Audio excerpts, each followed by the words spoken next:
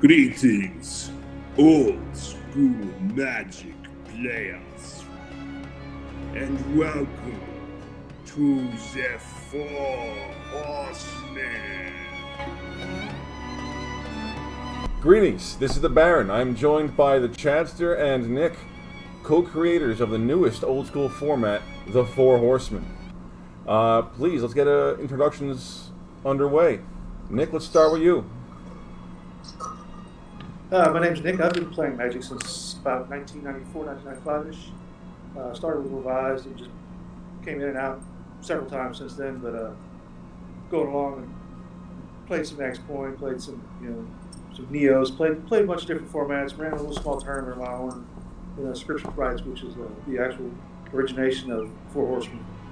But it's been kind of rolling around in my head for a while, and I got up to it, and Chad jumped in, and then it is what it is right now. So that's what we're looking at. Very cool. I do really enjoy the old school formats, and that's my bread and butter now. I don't get anything else.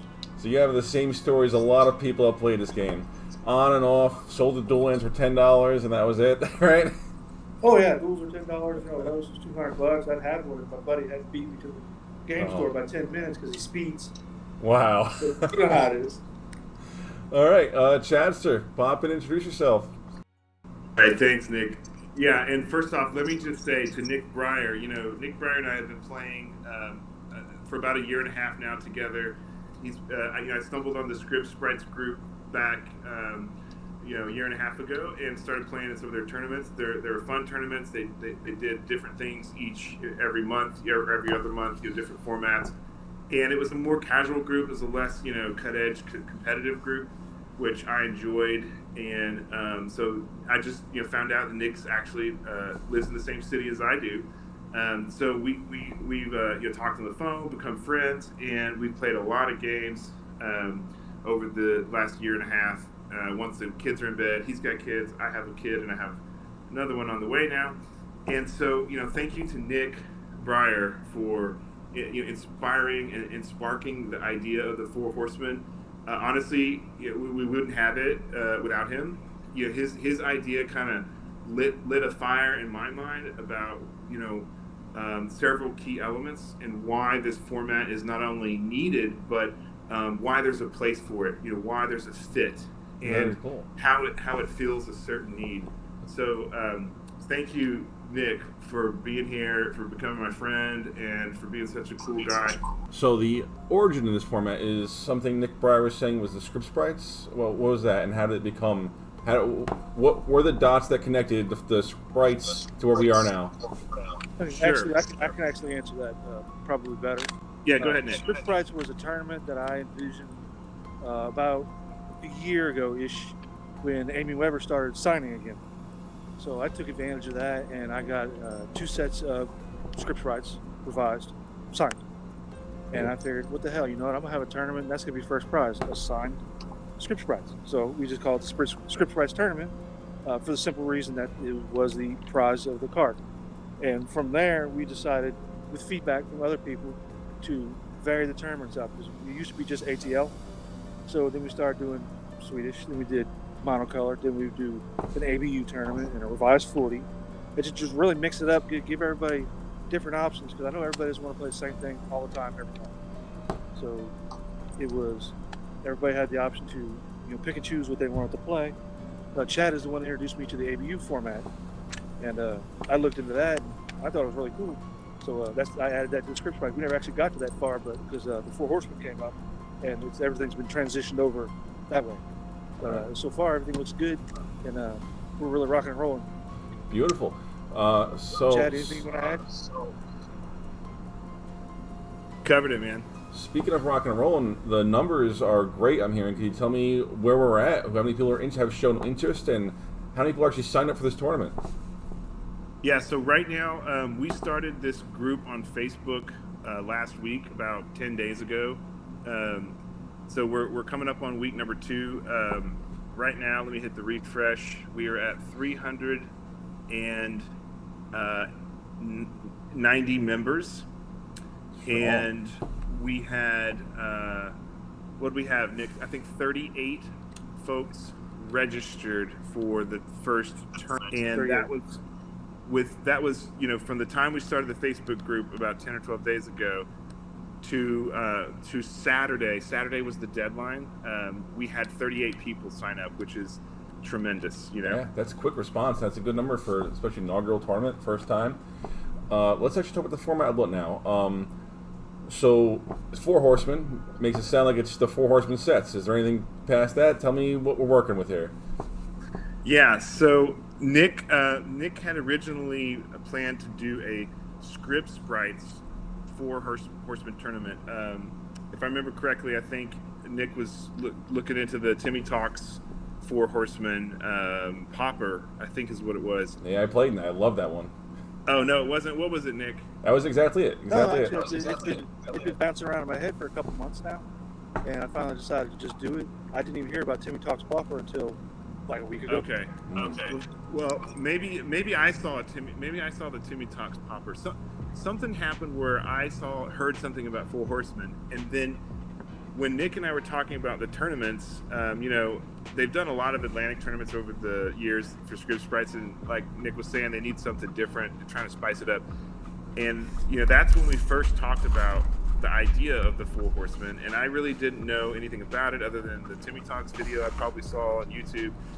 And so the more we talked about it, the more we both started to realize that there's a real need for something like this in the format, and that it could spice things up. You could end up playing with cards that you would never play with, and not having to worry about getting mind twisted, and not having to worry about all the basic staple, the same 37 cards that are in every damn deck.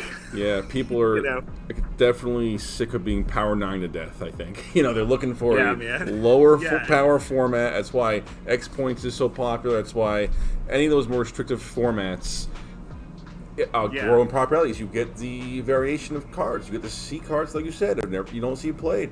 The cards I'm running in this tournament, this Four Horsemen tournament, I've never seen anyone play before some of these cards. It's first time in a deck in my experience. Wasn't it just a couple days ago you saw Frost Giant play, Chad? Yeah, okay, so that's the story. You'll see this in one of the videos, Nick, Baron. The opponent that I was playing against dropped a card that I've never seen.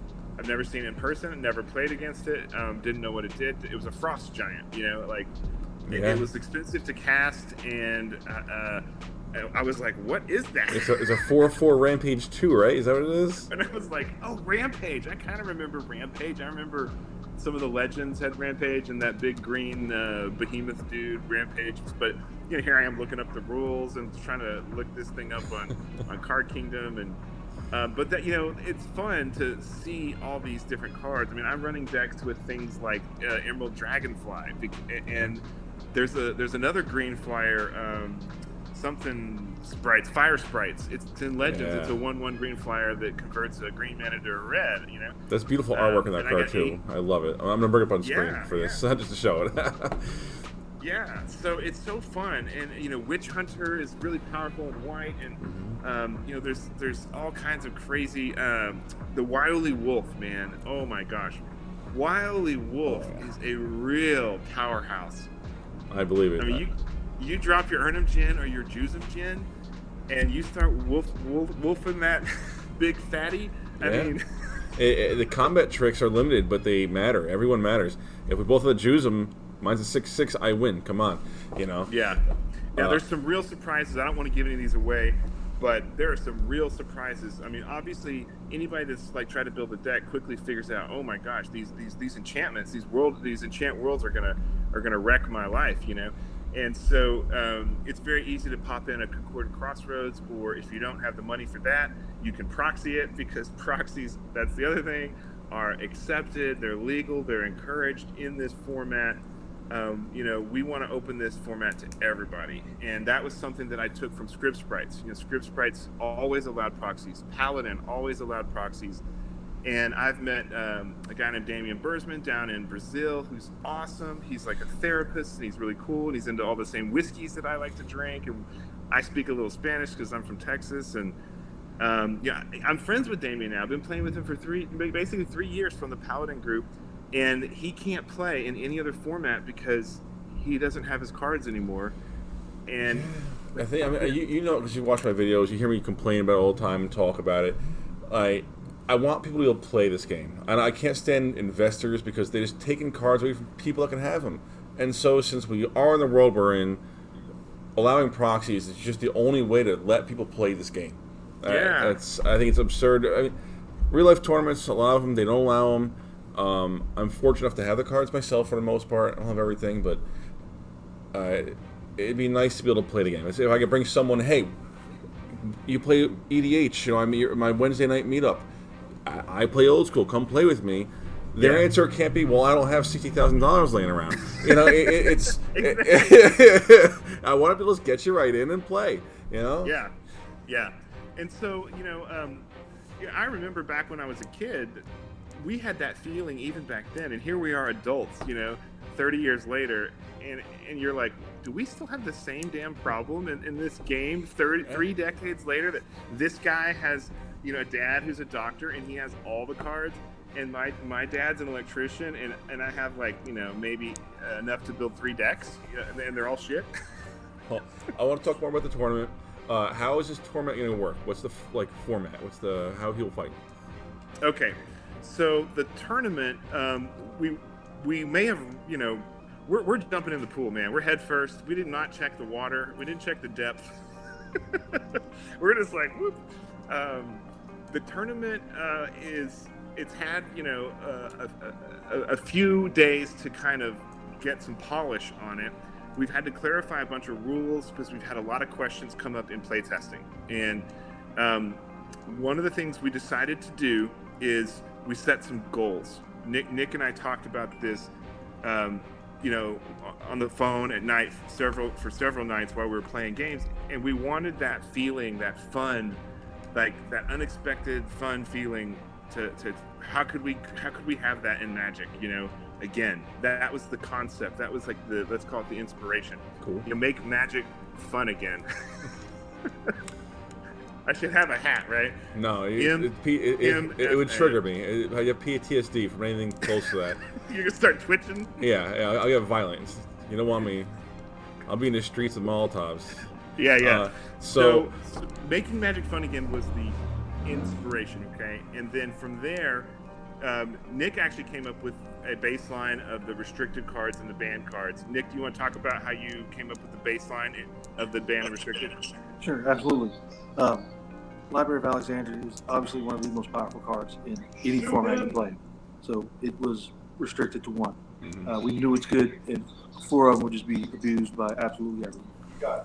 As far as the other restricted cards, we kept the list really small to basically set hosers. You got your City in a Bottle, destroys Arabian Nights. You got your Golgothian Silence, destroys Antiquities.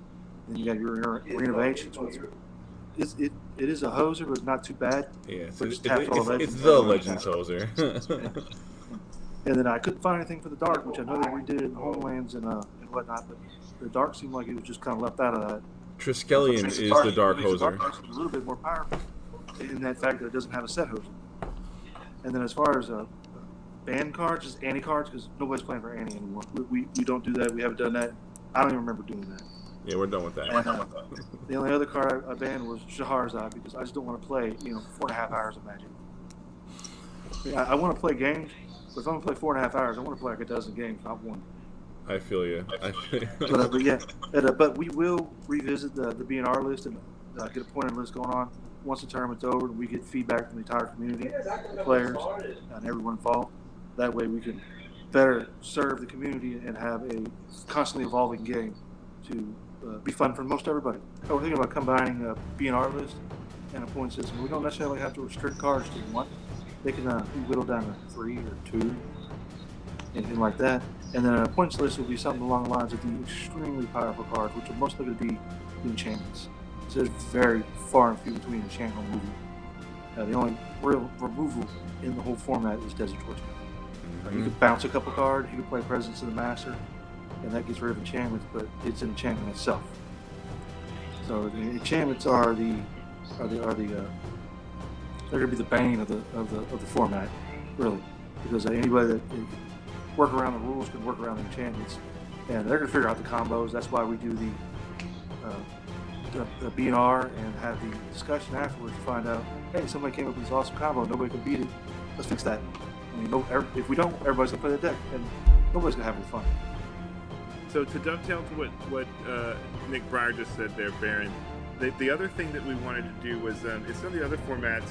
I don't know if you've ever made suggestions, to other formats, but I have noticed that if certain people make suggestions in some formats, it doesn't seem to be very well received. And so one of the things that Nick and I wanted to do was we wanted to make this format like a format of the people kind of thing, by the people, for the people kind of thing, right? We don't want to be dictators, and we don't want to be the dictators of the ban and restricted list. What we want is the community to contribute, and we're voting and polls and checking the pulse of the community, and we're very thankful to Mateus, who built Teleria over in Europe, and Teleria allows you to have everyone register, and it executes and conducts the tournament formats. It's awesome, and it's so cool, and it exports the deck lists and the deck pictures. So what that does is it empowers the tournament coordinators to analyze that data, and instead of being dictatorial about it, the word dictatorial starts with a very choice word, and so we instead want to let the community have a voice and a vote in what gets banned and restricted. And so the structure is the ban and restricted that Nick Brier just described, of what's kind of the foundation, and then on top of that, we're going to take the pointing system. We've seen 7-point singleton. Today I started tinkering around with the 93 7-point singleton. It's like a 7-point game that we're only using cards from 1993, which is very interesting.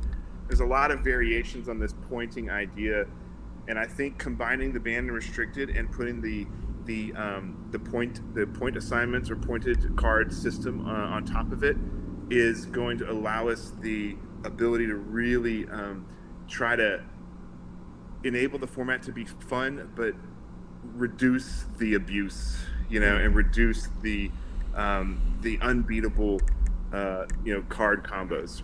Well, we got a lot of playing to happen before we know what we're looking at, though, right? I mean, like Nick was saying, Presence of the Master, that was a card I was running because I know the power of enchantments. I was running mono green. I'm like, how do I make this better? Splash white, Presence of the Master. And then also probably next round, I think I would do a Presence of the Master Time Elemental type plan. Yeah, another good one. The Time Elementals are unbelievably powerful. I built a mono blue deck. I've been trying to build at least one deck every day or every other day since I started doing the format. I've played several games of this with Nick at night to test some of these decks. We've actually tapped into several of our other community folks who got really excited and were contributing from the very beginning, and we basically just promoted them to moderators, and they're in our admin team now. So whoever had kind of showed excitement and was interested, boom, they're part of the team. They're part of our crew now, and they're contributing. They've helped us get these rules clarifications done. But mono-colored decks in this format are very doable. I have a mono green deck. It's like, let's call it the Four Horsemen Stompy, right? My mono blue deck was running like 4 boomerangs, 4 time elementals, 4 mana drains, 4 amnesias, 4 azure drakes, and 4 pirate ships. Plus you could throw remove soul in there. Yeah, absolutely. For good measure. I have an image here of your stamp that you've got created. Yeah. Tell me about the stamp. Okay, Nick, you want to talk about script sprite stamps, and then we can dovetail into this stamp. Yes, I originally came up with script sprite stamps as a copy of the script sprite. I would stamp cards for players and winners and write on them, and just things like that. Like you see a lot of old school formats, they'll write on the cards, people sign them, those are custom cards for people that show up, that play, that win, that lose, that just best deck, worst deck, all kinds of things. And Chad actually got a hold of Mikhail, And Mikhail came up with a stamp for us that is absolutely amazing. I was just floored when I first saw it. And I was just like, holy wow. And I ended up talking to him, and he's actually sending me some first stamped cards that he made with it. And I'm just floored by that as well. So hopefully they'll get here in time where I actually slot over the deck and play with it before the tournament's over. And we'll get the stamp too. I just don't know if it's coming to me or Chad, but either way, I had plans for that stamp, and that stamp is going to go into play mats, maybe a T-shirt or something. Yeah, so that's where the idea came from. In fact, when I first started playing in the Scripps Fight tournaments, I think I won one tournament, or maybe two over the period of time, and I got my stamped cards in the mail from Nick, and I had seen the other formats did that, but I just thought it's cool that Nick took the time to do that, and so we wanted to incorporate that into this format too. And so we've got those stamped cards. I don't know if you see that amazing kind of stained glass art. One of those is a custom, I think, altar or something like that. You own a soldier. Yeah. Nick is very happy about that one, and so those are in the mail. And Mikhail helped us design that logo, as Nick said. That logo is, we're getting a copyright and a trademark on it. Basically, Nick has, given me the legal rights and the copyright rights and all that. So we're working on getting that kind of just, squared away legally. And it's just really cool. It gives you a brand, to mark all your stuff. And so we're really excited about that. So this Thank you, Mikhail. You're awesome. Thank you, Mikhail. I love it. So this tournament is going to be Swiss, right? Everyone's going to play everybody? Or two losses in a round? How does it work? What are we doing? So we had a very short time run for this tournament. Originally we were going to try and complete it before the end of July. That was the goal. And we also were, we were not expecting 38 registrants to sign up, man. Like, we were like, maybe we'll have 12, right? Or 15, And so we chose the Swiss format mainly because we didn't think we'd have very many people, and we didn't think we'd have a ton of time. And we also wanted to get through the first tournament kind of real quickly, because it's my first tournament, so it's Nick's first tournament as a tournament coordinator. We have to learn Telerio, and so, but we put this out there, and boom, we had almost 40 players sign up right away. So Swiss is probably not ideal for this format, but we already put that as the format, and we're not going back. It's gonna be a long run, but it's gonna be a lot of magic, a lot of old school magic. So at 38 people, we did the brackets, and it's gonna be 3 rounds of a Swiss round 1, round 2, round 3. And by the time we finish round 3, we'll get to the top 8, and then after that, we'll get to the top 4. All right, very cool. Now, we just so happen to have 5 weeks. This is week 1. We started the tournament on Saturday night. So everybody has until basically right before the July 4th holiday to get your first match in. And, surely everyone can get 1 match in 1 week. That's doable. So that's what we're doing. And then basically everyone has a week to do the other 2 rounds of Swiss. And then from there, we'll go to the top 8, get those knocked out. Special note about the top 8. And credit, again, goes here to Nick Brier. Nick Brier, while I was working on graphics and getting the Facebook group going and stuff like that, Nick was using his savvy social networking skills, and he recruited Nick, I'll just let you tell you all the great folks you recruited. Go ahead. All right. I'm sure we've already read the announcements, but I would like to officially announce that we have several good players, I would say very good players, to run as commentators along with vloggers such as yourself and Dan, I'm sorry. First announcer is Rob Hackney. Everybody's pretty familiar with Rob Hackney. He's won a lot of Neos, a lot of exploits. He's top 8 a lot in those tournaments. And then I'm sure most of you know, Edwin the Engineer. Yep. Very popular. Knows Rudy and Daniel and hangs out with those guys and does a lot of old school tech and things like that. And last but definitely not least is Brian Weissman, the deck himself. So he will be the announcer for the finals with yourself. And you, the Baron, Nick. Don't forget. Depending on if Rob's there or not, Rob will be there as well if he's not playing. I intend to be in the finals, so nice if you could stream your own finals, Baron. I love that. I love that. Yeah, so I put this graphic together. You can show it there. Basically, all the great people that Brian recruited to this format, and we're very honored that we could be a new format and be so kind of just right out of the gate supported by you, by Brian Weissman, by Edwin the engineer, by Dan, and by Rob. And Rob has joined our little admin committee. He's contributing to the rules and the group as well. So, man, we've just received so much love and support from the community, and we're really grateful for that. Speaking of top fours, top eights, and all, let's hit one last subject. What are the prizes? What do people stand to win? Who's going to get stamped cards? Where's the loot? Okay, all right. So today, and here you can flash this graphic up. Today, this is the mystery graphic. Ooh, there's 5 purple question mark cards here. And we are going to release the first image, prize, whatever, tomorrow afternoon. And what we're going to do is each week, as we get towards the finals, we're going to release the next card. So it'll be 1 card a week or whatever that we're going to show. The prizes, I've already announced this as well. Talk about support from the Magic community.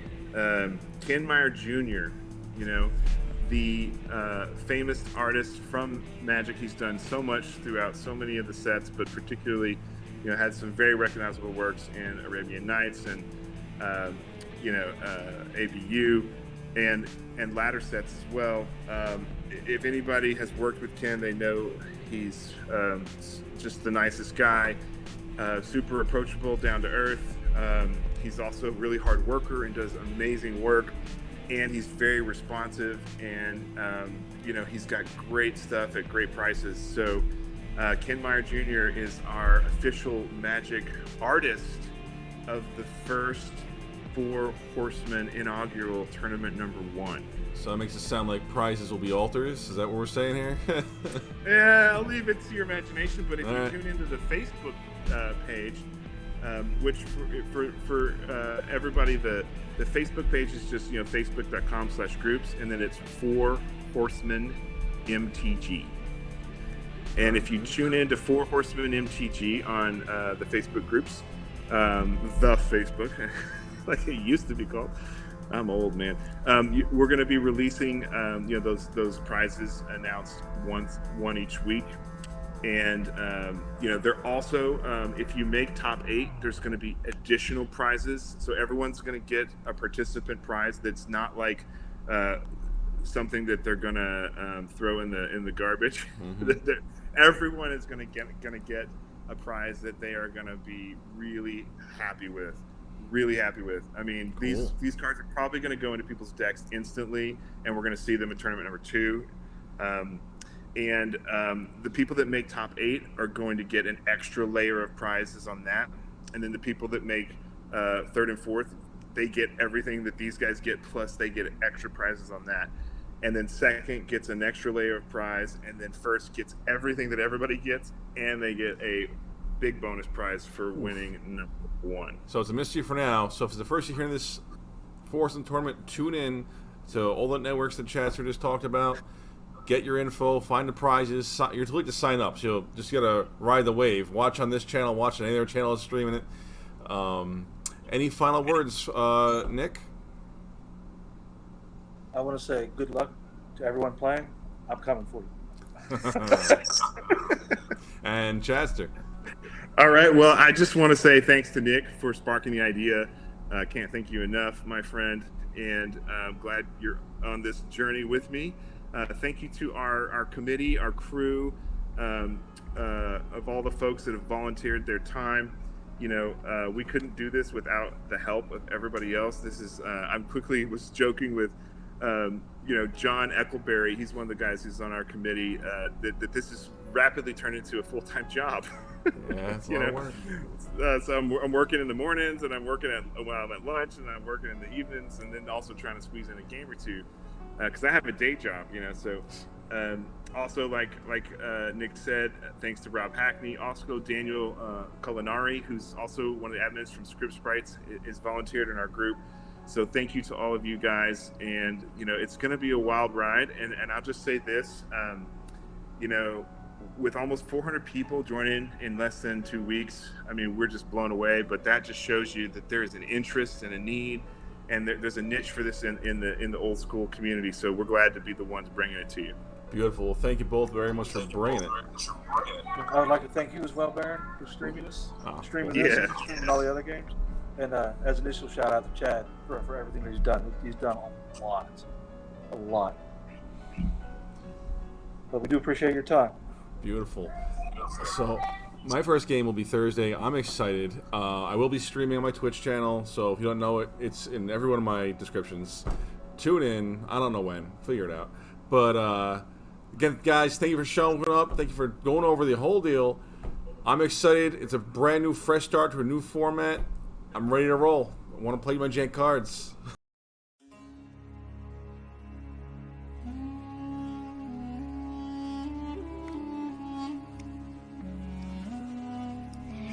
Greetings, old school Magic players, and welcome to the Four Horsemen.